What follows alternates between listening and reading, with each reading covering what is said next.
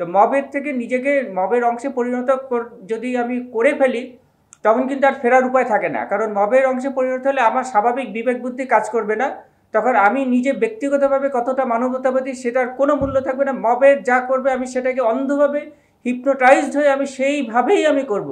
আমার ওটা বিন্দুমাত্র বিবেকের কোনো রকম রোল এক্ষেত্রে আমার ভিতরে থাকবে না। তো এটার থেকে বাঁচার একটাই উপায় হচ্ছে যে নিজের ভিতরে আমার যা কিছু রকম ডেফিসিটস আছে, যেখানে ডেফিসিট মনে করি এটা আসলে আমার স্বাভাবিক অংশ, এই অংশটাকে স্বাভাবিকতাকে যখনই আমি মেনে নিতে পারবো, আলিঙ্গন করতে পারবো, না আমার ভিতরে চৌর্য প্রবৃত্তি থাকতেই পারে, ধর্ষণ প্রবৃত্তিও থাকতে পারে, সব কিছুই আমার ভিতরে থাকতে পারে, সব কিছুর পোটেনশিয়াল আছে, মানুষ খুন করার পোটেনশিয়াল আমার ভিতরে আছে, প্রতারণা করার পোটেনশিয়াল আছে। এভাবে যখন আমি নিজেকে পরিপূর্ণভাবে মেনে নিতে পারবো, তখনই আমার পক্ষে সম্ভব হবে অন্যের ভিতরে বিভিন্ন ধরনের দোষ ত্রুটিগুলি খোঁজার যে অপচেষ্টা, সেখান থেকে নিজেকে বিরত রাখা।